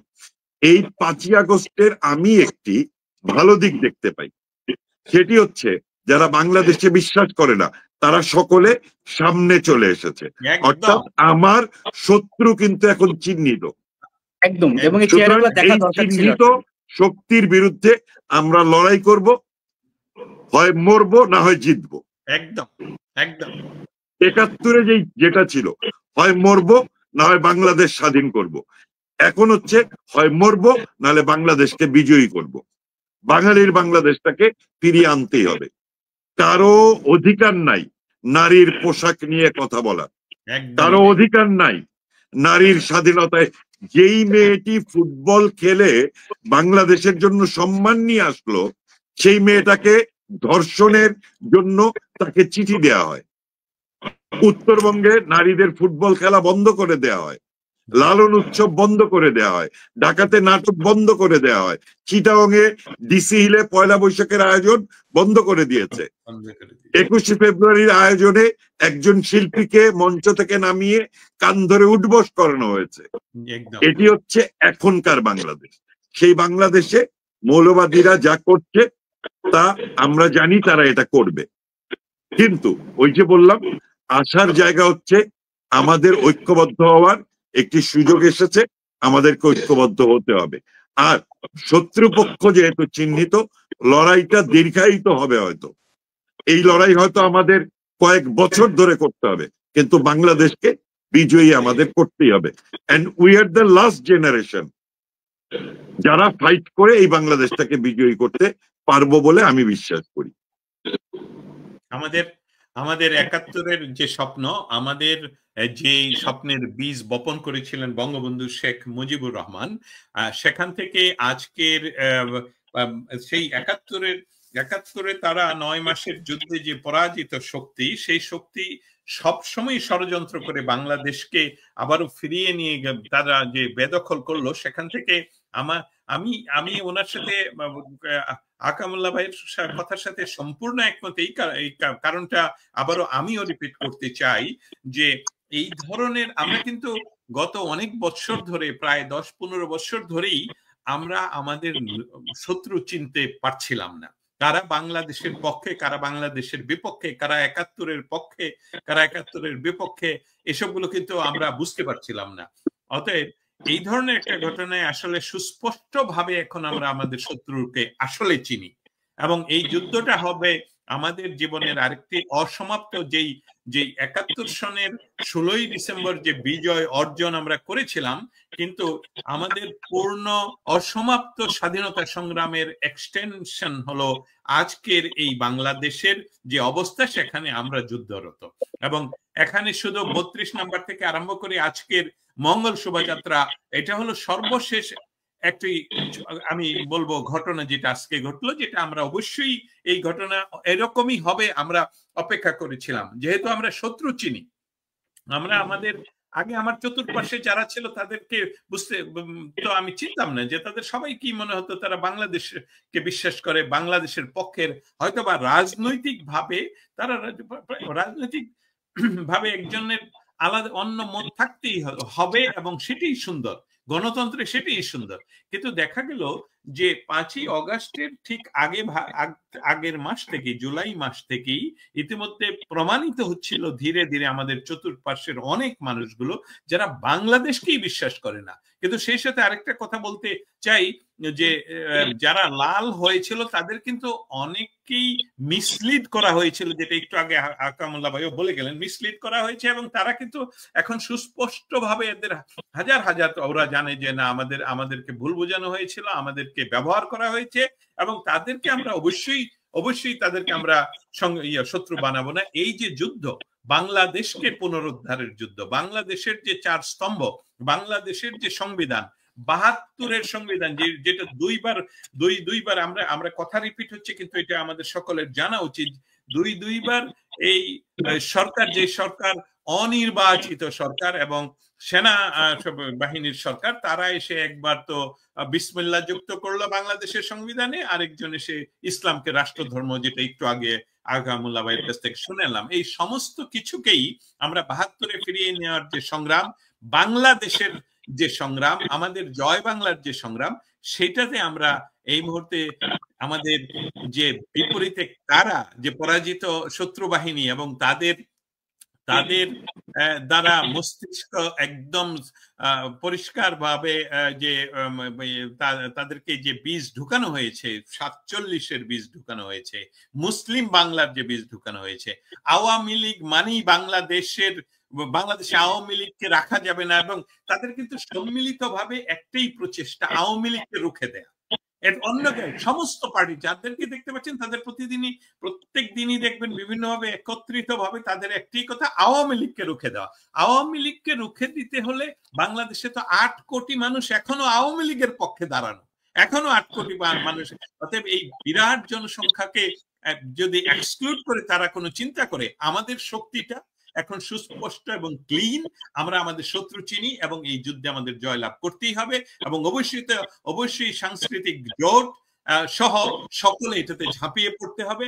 আমাদেরকে কোনো বিদেশি শক্তি এখানে এসে আমাদের দেশকে উদ্ধার করে দিবে না, আমাদেরকেই এই কাজটুকু করতে হবে। আমি দস্তগীর ভাই আপনার কাছ থেকে একটু আপনার কথার ভেতরে একটা ইনপুট দিতে চাই। সেটা হচ্ছে যে দেখেন, যে রাজনৈতিক লড়াইটা বাংলাদেশে এখন হচ্ছে, এই রাজনৈতিক লড়াইয়ে বাংলাদেশের পক্ষে কিন্তু এর ভেতরে কয়েকবার রাজনৈতিক দল হিসেবে বিএনপি দাঁড়িয়েছে।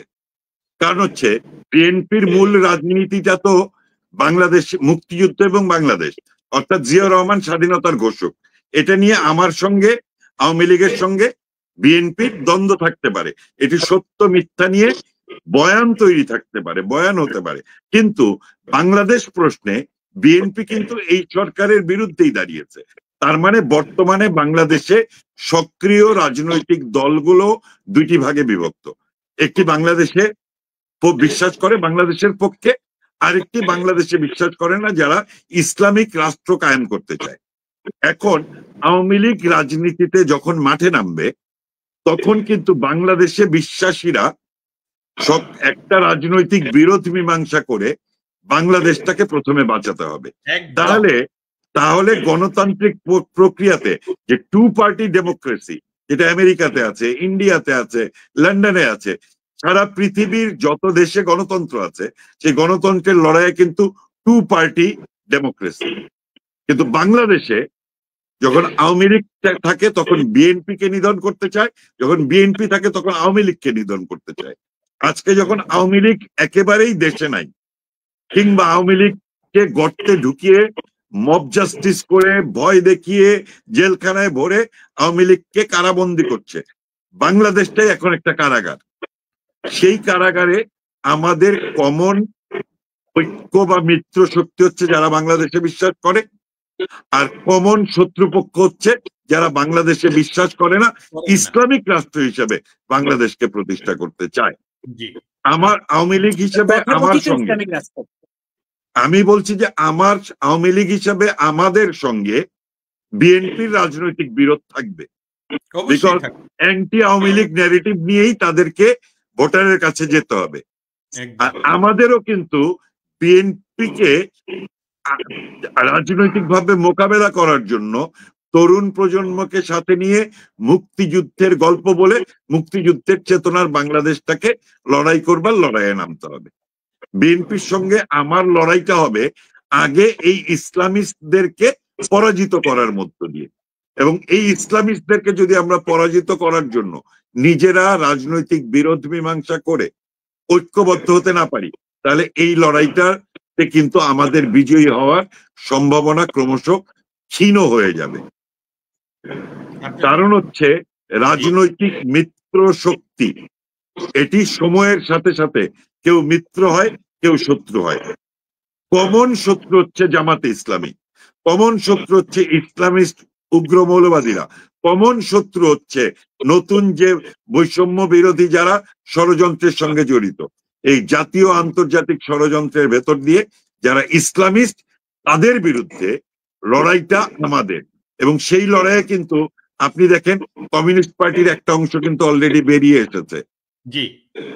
এই যে বিএনপি কিন্তু এই ইউনূস গভর্নমেন্টের 4টা মূল বিষয়কে তারা ফয়েল করেছে: রাষ্ট্রপতির পদত্যাগ, সংবিধান সংশোধন, একদম, তারপরে জুলাই বিপ্লবের ঘোষণা, এবং সর্বশেষ এই যে নির্বাচন ইস্যুতে তারা যে বারবার এই সরকারকে চাপ দিচ্ছে, এই সকল কিছুই কিন্তু বাংলাদেশের পক্ষে যাচ্ছে, একদম বাংলাদেশের পক্ষে যাচ্ছে। সুতরাং আমরা লড়াইটা বাংলাদেশের পক্ষের মানুষের ঐক্যবদ্ধ লড়াই হিসেবে এটিকে দেখতে হবে। আমি আপনার সাথে শতভাগ একমত। আর বাংলাদেশকে যারা মানে রাজনৈতিক ভাবে প্রতিদ্বন্দ্বিতা, যে বিষয়টা আপনি ব্যাখ্যা করলেন, সেই প্রতিদ্বন্দ্বিতা তো থাকবেই, কিন্তু বাংলাদেশের অস্তিত্ব এবং বাংলাদেশের সংবিধান, বাংলাদেশের রাষ্ট্র ব্যবস্থা, বাংলাদেশকে স্বীকার করে যে রাজনৈতিক শক্তি যারা রয়েছেন, এবং আপনার বিশ্লেষণটার সাথে অসংখ্য ধন্যবাদও জানাই এই জন্য যে আপনি বিএনপির প্রসঙ্গটা তুলে আনলেন, এবং বিএনপি গত 8 মাসে যে বাংলাদেশের পক্ষে যে সঠিকভাবে তাদের রাজনৈতিক ভাবে ডক্টর ইউনূসের বা তার সাথে যে শক্তিগুলো রয়েছে, শক্তির অর্থ হলো যে যাদেরকে নিয়ে তারা বাংলাদেশকে পরিবর্তন করে দিতে চাচ্ছে তথাকথিত রিসেট বাটন প্রেস করে, সেটাকে ওনারা বারবার প্রতিবাদ করে আসছেন। এবং নট অনলি দ্যাট, যে তারা প্রতিদিনই বলে যাচ্ছেন যে নির্বাচন কবে হবে, আমরা নির্বাচনের দাবি করছি। যদিও প্রথম কিছুদিন অপেক্ষা করছিলেন যে হয়তোবা নির্বাচনের জন্য সময় দেওয়া উচিত, কিন্তু আরেকটা বিষয় আমার মনে হয় আমরা ভুলে যাচ্ছি, সেটা নিয়েও একটু আলাপ করা উচিত। সেটা হলো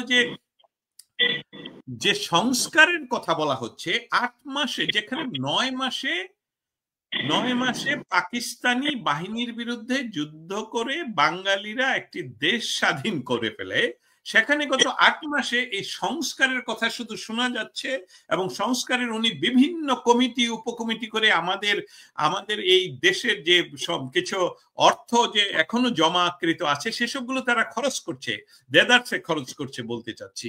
সেখানে কিন্তু এই তাদের সংস্কারের কোনো লক্ষ্য, কোনো কিছুই সংস্কারের জন্য এখনো কোনো কিছু শুরু হয়নি।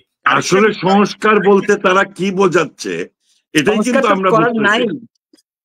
কোন কিসের সংস্কার? একটু আগে দেখেন এই যে মির্জা ফখরুল বলতেছে যে ৭২-এর সংবিধান বাতিল করা সম্ভব নয়। তাহলে আমার কথা হচ্ছে যে আমরা তো জানি বিএনপি ক্ষমতায় আসার জন্য জামাতের সঙ্গে ঐক্য করেছিল। জামাত ২ জন চিহ্নিত রাজাকারের গাড়িতে বাংলাদেশের পতাকা দিয়েছে, কিন্তু যখন মুক্তিযুদ্ধকে অস্বীকার করে ক্ষমতায় যারা বসে আছে তারা, তখন বিএনপির কিন্তু মুক্তিযুদ্ধের পক্ষে অবস্থান নেয়ার বিকল্প কিছু নাই। কারণ মুক্তিযুদ্ধকে যদি বিএনপি অস্বীকার করে তাহলে বিএনপির তো কোনো অস্তিত্বই নাই। একদম। এবং মুক্তিযুদ্ধ প্রশ্নে আমি তো দেখি যে এই সময়ে যেই জেডাই খান পান্না প্রথম কথা বলতে শুরু করে এবং ফজলুর রহমান, উনি এক সময় ছাত্রলীগ করতেন, মুক্তিযোদ্ধা, উনি খালেদা জিয়ার উপদেষ্টা, কিন্তু বাংলাদেশের প্রশ্নে উনি যেভাবে সাহস নিয়ে দাঁড়িয়ে গেলেন, এগুলোকে কি আমরা অস্বীকার করতে পারবো? আমাদেরকে তো এই মানুষগুলোকে সম্মান দিতে হবে, সম্মান জানাতে হবে। বিকজ এই সময়ে যখন আওয়ামী লীগকে নিধনের সর্বোচ্চ রকম চেষ্টা করছে এই সরকার, তখন বিএনপি কিন্তু বাংলাদেশ নামক রাষ্ট্রটার পক্ষে দাঁড়িয়েছে, যেই রাষ্ট্রের ভিত্তি হচ্ছে মুক্তিযুদ্ধ। সুতরাং মুক্তিযুদ্ধ নিয়ে ন্যারেটিভ হিসেবে আমার সাথে বিএনপির বিতর্ক হতে পারে, কিন্তু এই মুহূর্তে আমি রাজনৈতিকভাবে বিএনপিকে শত্রু হিসেবে পরিগণিত করতে রাজি না। এবং আওয়ামী লীগের উচিত এখন নিজেদেরকে ঐক্যবদ্ধ করা এবং বাংলাদেশকে বাঁচানোর লড়াইয়ে প্রথমে সামিল হওয়া। আগে বাংলাদেশ থেকে আমরা ইসলামিস্টদের বিদায় করি, বাংলাদেশে জামাতে ইসলামী নিষিদ্ধ, হিজবুত তাহরীর নিষিদ্ধ, এই ইসলামিস্টদের হাত থেকে বাংলাদেশটাকে বাঁচাই। তারপরে ভোটের রাজনীতিতে আমার সঙ্গে লড়াই হবে নৌকা অথবা ধানের শীষ। এবং আমি জানি, আমি নিশ্চিত করে জানি, আপনারাও জানেন, এখনো বাংলাদেশে সংখ্যাধিক্য মানুষ, বাংলাদেশ আওয়ামী লীগের সমর্থক সংখ্যাধিক্য মানুষ নৌকায় ভোট দেয়, নৌকার সমর্থক। কিন্তু এই মুহূর্তে আমাদের লড়াইটা ধানের শীষ মার্কার বিএনপির বিরুদ্ধে নয়, আমাদের লড়াইটা অ্যাবসলিউটলি ইসলামিস্ট এক্সট্রিমিস্টদের বিরুদ্ধে। এবং তারা যে বিভিন্ন উপত্যকার মধ্য দিয়ে আন্তর্জাতিকীকরণের কথা বলে, এই আন্তর্জাতিকীকরণ হচ্ছে হুতি, হামাস, হিজবুল্লাহ, এদের উত্তরাধিকার বাংলাদেশে হচ্ছে বর্তমান যারা ক্ষমতায় বসে আছে তারা। আরেকটা জিনিস, জাতিসংঘকে কিন্তু তারা শুধু তাদের প্রয়োজন যতটুকু ততটুকু ব্যবহার করে। যেমন আওয়ামী লীগ নিধনের জন্য মানবাধিকার রিপোর্ট জাতিসংঘকে ব্যবহার করতেছে, আবার ইসরায়েল প্যালেস্টাইন ইস্যুতে তারা জাতিসংঘকে ব্লেম করতেছে। মঙ্গল শোভাযাত্রা তারা জাতিসংঘের স্বীকৃতিকে অস্বীকার করতেছে, আবার ঘুরে ফিরে জাতিসংঘের কাছে তখন তারা যায় যখন আসলে তাদের যাওয়াটা প্রয়োজন। এখানে আরো একটা কথা বলি, আবুল হাসানের একটা কবিতার লাইন আছে, মানুষ আমাকে নেবে, জাতিসংঘ আমাকে নেবে না। তো জাতিসংঘ আসলে সারা পৃথিবীতে কখনোই নির্যাতিত, নিষ্পেষিত, নিপীড়িত মানুষের পক্ষে দাঁড়ানোর সক্ষমতাই রাখে না। সুতরাং আমাদের পক্ষে জাতিসংঘ দাঁড়াবে এটা আমরা আশাও করি না। আমাদের লড়াই আমাদের লড়াই। 1971 সালে মার্কিন সাম্রাজ্যবাদ এবং চায়নার মতো শক্তি বাংলাদেশ জন্মের বিরোধিতা করেছে, তারপরেও বাংলাদেশ স্বাধীন হয়েছে। এখনো সকল আন্তর্জাতিক ষড়যন্ত্রকে মোকাবেলা করে আমরা আবার বাংলাদেশটাকে ফিরিয়ে আনব। বঙ্গবন্ধুর সেই যে ভাষণ, এবারের সংগ্রাম আমাদের মুক্তির সংগ্রাম, এবারের সংগ্রাম স্বাধীনতার সংগ্রাম। আমরা স্বাধীনতা পেয়েছি, বাঙালি জাতিকে উগ্র মৌলবাদী জঙ্গি গোষ্ঠীর হাত থেকে মুক্ত করার সংগ্রাম হচ্ছে এখনকার সংগ্রাম। আমার মনে হয় আমি আজকে এসে আজকের প্রেক্ষাপটে দাঁড়িয়ে আমি আমার একজন সংস্কৃতি কর্মী হিসেবে এবং অবশ্যই 1971-এর পরে বাংলাদেশের যতগুলো আন্দোলন হয়েছে সে আন্দোলনে আমি অংশগ্রহণ করেছি এবং 83 সালের জাফর জয়নাল দীপালি মারা গেল যে মজিদ খানের শিক্ষানীতির বিরুদ্ধে, সেই আন্দোলনে নবম শ্রেণীতে পড়া অবস্থায় মিছিল দিয়ে আমি রাজনীতি শুরু করি এবং সর্বশেষ এই 24-এর জুলাই আগস্টের আন্দোলনেও কিন্তু রাজপথে থেকেছি। আমরা তো নিশ্চিত করে জানি যে আবু সাইদের গায়ে যে কি বলে বন্দুকের বুলেটে যে রাবার বুলেটের ছড়া লেগেছে, ওটি চামড়া ভেদ করে, ওটিতে কোনো মানুষ মারা যায় না। এবং আবু সাইদ আহতই হলো বিকালে, অথচ প্রথম মারা গেল কিন্তু ঢাকা কলেজের সামনে একটি ছাত্রলীগের ছেলে।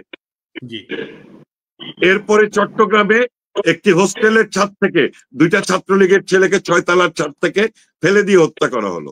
তারপরে আবু সাইদের বুকে রাবার বুলেট লাগলো এবং যারা তাকে তুলে নিয়ে গেল তারা তার মাথায় এবং অন্ডকোষে আঘাত করে তাকে হত্যা করেছে। আবু সাইদকে বীর হিসাবে দেখানো হচ্ছে। এই যে ষড়যন্ত্র, এই ষড়যন্ত্রের কারণে আমাদের সন্তানরাও কিন্তু আমাদের বিরুদ্ধে সেদিন রাজপথে গিয়েছিল। সুতরাং আগে নিজেদের ঘর গোছানো, তারপরে নিজেদের মিত্র শক্তিকে নির্ধারণ করা, এরপরে সরাসরি এই ইসলামিস্টদের বিরুদ্ধে লড়াইটা শুরু করা। এই ধাপে ধাপে এগুতে হবে। এটা টি-20 ম্যাচ নয়, এটা ওয়ানডে নয়, এটা টেস্ট। আমাকে কখনো ব্যাক ফুটে খেলতে হবে, কখনো ফ্রন্ট ফুটে খেলতে হবে। এবং আমরা নিশ্চিত করে জানি শেখ হাসিনা এই মুহূর্তে ডিফেন্সিভ ব্যাক ফুটে আছেন, কিন্তু এর মানে এই না যে তিনি ফ্রন্ট ফুটে যাবেন না। তিনি ফ্রন্ট ফুটে যাবেন, তার নেতৃত্বে বাঙালি জাতীয় ঐক্যবদ্ধ হয়ে ফ্রন্ট ফুটে যাবে এবং এই খেলাতে আমরা বিজয়ী হবই, কারণ বাংলাদেশকে বিজয়ী করার বিকল্প আমাদের কাছে কিছু নাই। আজকের মতো এখানে শেষ করছি, ধন্যবাদ। না, অবশ্যই আপনাকে অসংখ্য ধন্যবাদ শেখ ফাউজুল মুবিন ভাই। আমাকে যদি অনুমতি দেন, আমরা তো মনে হচ্ছে অনুষ্ঠানের প্রায় শেষ পর্যায়ে চলে এসেছি। দুজন মিলেই আমরা প্রতিনিয়তই বিভিন্ন বিষয় নিয়ে আলাপ করি। আজকের বিষয়টা খুবই ইম্পর্টেন্ট একটা দিন বাঙালি জাতির জন্য। সেখানে আহকামুল্লাহ ভাই আমাদের সাথে যুক্ত হওয়াতে আমরা যেরকম হৃদ্য হলাম, সেই সাথে ওনার কাছ থেকে হয়তোবা শেষ কথা আমরা কবিতায় শুনতে চাই। আজকের শেষ কথা ওনার কাছ থেকে কবিতা দিয়েই শেষ করব, কারণ আমরা সকলেই জানি, আমরা সকলেই আগ্রহ করে বসে থাকি যখনই আপনার কণ্ঠ শুনতে পাই, দরাজ কণ্ঠ। আপনি যে কথাগুলো আজকে বাঙালি জাতির জন্য বললেন, রাজনৈতিক যে বিশ্লেষণ করলেন, শত্রু মিত্র চিহ্নিত করার যে বিষয়গুলো তুলে ধরলেন, এই মুহূর্তের বাংলাদেশকে ফিরিয়ে আনার জন্য, জয় লাভের জন্য যে যুদ্ধ, আমাদের দীর্ঘমেয়াদী যুদ্ধ করতে হবে। আমি আমাদের শ্রোতা মণ্ডলী সকলকে একটি কথা বলতে চাই। আপনারা যারা প্রতিনিয়তই জিজ্ঞেস করেন আর কতদিন, বিষয়টা হলো, দেখুন, 9 মাসের যুদ্ধে আমরা দেশ স্বাধীন করলেও সেই যুদ্ধটা কিন্তু শেষ হয়নি। এবারে আবার সুযোগ এসেছে দীর্ঘস্থায়ী যুদ্ধের মাধ্যমে। তার আগে আমাদের আসলেই সুনিপুণ ভাবেই আমাদের একতাবদ্ধ হতে হবে, আমাদেরকে শক্তি অর্জন করতে হবে, তারপর দীর্ঘস্থায়ী যুদ্ধের মাধ্যমে বাংলাদেশকে আবার পুনরুদ্ধার করতে হবে। অতএব আপনারা এই দীর্ঘস্থায়ী জন্য, সংগ্রামের জন্য মানসিকভাবে আমাদেরকে প্রস্তুত হতে হবে। আমাদের শত্রু কারা ইতিমধ্যে চিহ্নিত, তারপরেও আমাদের ভেতরে যারা এখনো ঘাপটি মেরে আছেন তাদেরকেও চিহ্নিত করতে হবে।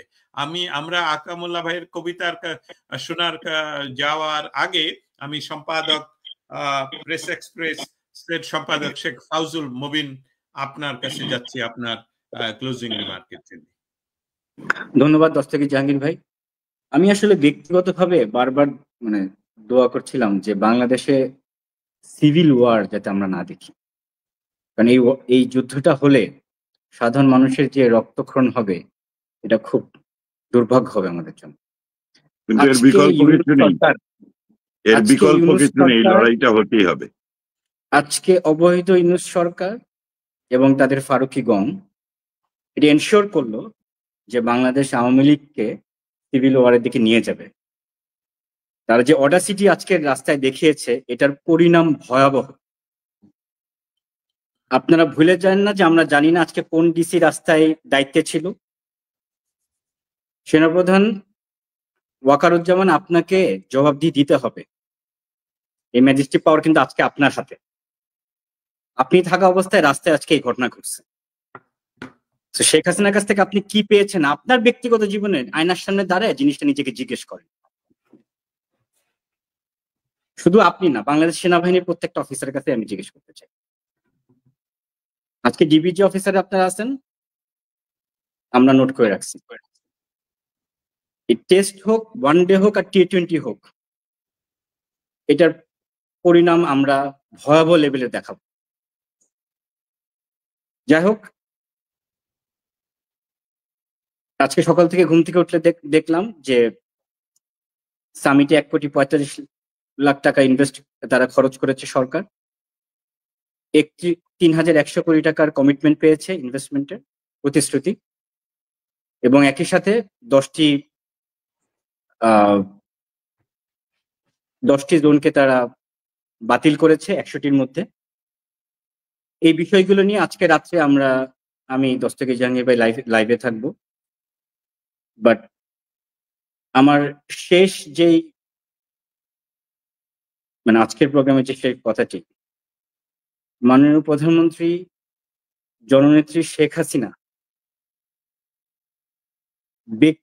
রাজনৈতিক ব্যক্তিত্ব হিসেবে কোনো মতেই উনি এটা ডিজার্ভ করে না।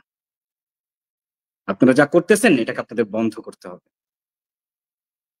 আপনারা একটি রাষ্ট্রকে নিয়ে এই ছেলে খেলা বন্ধ করুন। বাংলাদেশের জনগণের জন্য সঠিক একটি দিক নির্দেশনা নিয়ে আসার জন্য আমরা ইনশাল্লাহ সম্মিলিতভাবে জননেত্রী শেখ হাসিনাকে খুব শীঘ্রই দেশের সম্মানের সহিত ব্যাক করে নিয়ে আসবো। জয় বাংলা, জয় বঙ্গবন্ধু। আমরা অনুষ্ঠানের, আপনাকে অসংখ্য ধন্যবাদ। আমরা অনুষ্ঠানের একদমই শেষ পর্যায়ে। আজকের এই বিশেষ প্রোগ্রাম আমি দস্তগীর জাহাঙ্গীর যুক্তরাষ্ট্রের রাজধানী ওয়াশিংটন ডিসি থেকে আপনাদের সাথে এতক্ষণ সংযুক্ত বা এখনো সংযুক্ত। আকামুল্লাহ ভাইকে আপনারা সকলেই চিনেন। আজকে উনি একটু আগেই যে কথাটা বললেন যে বাংলাদেশকে পুনরুদ্ধারের জন্য আমাদের সম্মিলিত প্রচেষ্টা, আমাদের একটি একদম চিহ্নিত শত্রু, সেটা হলো উগ্রবাদ। দুর্ভাগ্যজনক ভাবেও কথাটা সত্য যে বাংলাদেশের প্রেক্ষাপটে এটা ইসলামী উগ্রবাদের কথাই মেনশন করা হচ্ছে।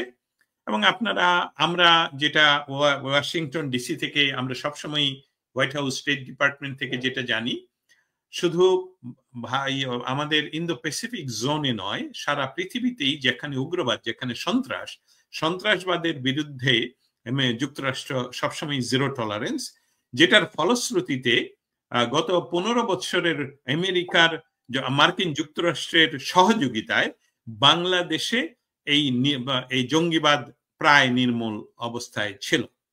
গত 5ই জুলাই থেকে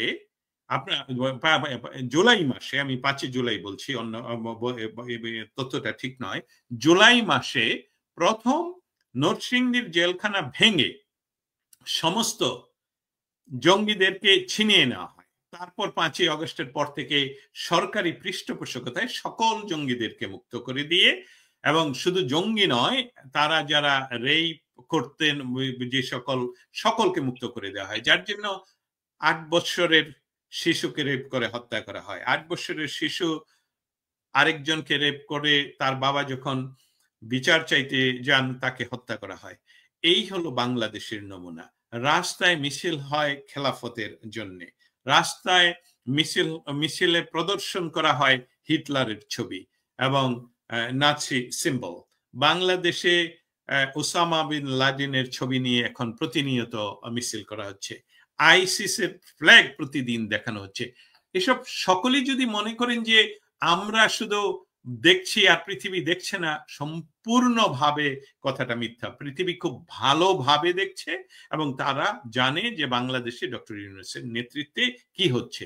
সমস্ত মিডিয়া এই মুহূর্তে বাংলাদেশে, কোন মিডিয়া গত বাংলাদেশ স্বাধীনতার পর থেকে, বাংলাদেশের বিজয়ের পর থেকে কোন সরকারের সময়ে, এমনকি যে সকল আর্মি সরকার ছিল সেই সময়ের সরকারের সময়ও বাংলাদেশের মিডিয়ার এই ধরনের অবস্থায় কখনো পড়তে হয়নি, যেখানে সরকার শব্দ পর্যন্ত নিয়ন্ত্রণ করেন, কি শব্দ বলা যাবে, প্রচার করা যাবে, কি শব্দ বলা যাবে না। প্রমাণ স্বরূপ আপনাদের সামনে বলে যাচ্ছি যে এই সরকারের যে প্রেস সচিব, সে বিবিসি কে পর্যন্ত কন্ট্রোল করতে চেয়েছিল যে এই শব্দ ব্যবহার করা যাবে না। তো বিবিসির সাথে সেই যুদ্ধে তারা এই ধরাকে সরাজ্ঞান করাতে বিবিসি কে তারা কিন্তু দুঃখ প্রকাশ করেছে, কিন্তু বাংলাদেশের কোনো মাধ্যমে আমাদের কথা, বাংলাদেশের পক্ষের কোনো কথা প্রচারিত হচ্ছে না। অনেক বললাম, আমাদের সাথে থাকার জন্য আপনাদের ধন্যবাদ। আমরা কবিতার মানুষ, সাংস্কৃতিক যোদ্ধা, এই মুহূর্তের আবার মুক্তিযোদ্ধা, বাংলাদেশকে উদ্ধারের একজন সম্মুখ সারির যোদ্ধা আহকাম উল্লাহ, আপনার কাছ থেকে কবিতা শুনতে চাই। এই কবিতার মাধ্যমেই আজকের অনুষ্ঠানের সমাপ্তি ঘটবে। কবিতা তো আসলে পড়ছি না, আপনি তো জানেন যে আমি খুব সিদ্ধান্ত নিয়ে মঞ্চে যাওয়া, কবিতা পড়া এটা বন্ধ করেছি। আমার কাছে মনে হয়েছে রাজনৈতিক লড়াইয়ের ভেতর দিয়ে বাংলাদেশের মাটিতে সংস্কৃতি কর্মীদের জন্য যখন সংস্কৃতি চর্চার পথ উন্মুক্ত করতে পারবো, তখন আবার আমি মঞ্চে যাব। নাটক বন্ধ করে দেয়া হয়েছে, আজকে সংস্কৃতি কর্মীরা প্রতিবাদ করছে। শিল্পকলা, এর আগে নাটক বন্ধ করে দেয়া হয়েছিল। সংস্কৃতি কর্মীরা প্রথমবারের মতো 5ই আগস্টের পরে ঢাকায় স্লোগান দিয়েছিল, মুক্তিযুদ্ধের হাতিয়ার গর্জে উঠুক আরেকবার। সংস্কৃতি কর্মীদের এই লড়াই চলমান। যেহেতু আপনি বলছেন 1971 সালে এপ্রিলে, পহেলা বৈশাখে একজন মুক্তিযোদ্ধা কবি মুস্তাফা আনোয়ার, উনি একটা কবিতা লিখেছিলেন, ছোট্ট কবিতা, বৈশাখের রুদ্র জামা। বৈশাখের রুদ্র জামা আমাকে পরিয়ে দেমা, আমি তোর উজাড় ভাড়ারে বারুদের গন্ধ বুক ভরে নেব। এখন তোর ভীষণ রোগ, গায়ে চুলো গনগন করছে, আমাকে পুড়িয়ে দিলি মা। নাচ্ছি হাওয়া তোর পিদিমে ফু দিতেই চপ চপ করে ভিজে গেল মুখ। এত রক্ত কেন রে মা, এত রক্ত কোনদিন আমি দেখিনি মা। আমি জানি আমার শার্টের রক্তের দগদগে চিহ্ন তোর পতাকার বুকের ভেতর দাউ দাউ জ্বলছে। আমি রক্তের প্রতিশোধ নেব মারে, রক্তের বদলে আমি রক্ত শুষে খাবো, যেন আমি এক রক্তপায়ী রাগী ঈশ্বরের কণ্ঠস্বর হয়ে গেছি। ঘর নেই, বোন নেই, ভাই নেই, নেই নেই মারে আমার কিছুই নেই, শুধু ক্ষুব্ধ রাইফেল দাঁতে দাঁত চেপে খুঁজে ফেরে শত্রুর খুনি ছাউনি। লোভাতুর হাত শুধু চায় শত্রুকে হত্যার, হত্যার, হত্যার এক বিনিদ্র রক্তাক্ত উল্লাস। এবার নববর্ষে মা তোর দেয়া বৈশাখী জামা ওদের রক্তে ভিজিয়ে তোর পায়ে এনে দেব মাগো। বৈশাখের রুদ্র জামা আমাকে পরিয়ে দে মা, আমি তোর উজাড় ভাড়ারে বারুদের গন্ধে বুক ভরে নেব। সবাইকে অসংখ্য ধন্যবাদ আমাদের সাথে থাকার জন্যে। আবারও দেখা হবে পরবর্তী লাইভে খুব শীঘ্রই। সকলকে ধন্যবাদ। জয় বাংলা, জয় বঙ্গবন্ধু। জয় বাংলা, জয় বঙ্গবন্ধু।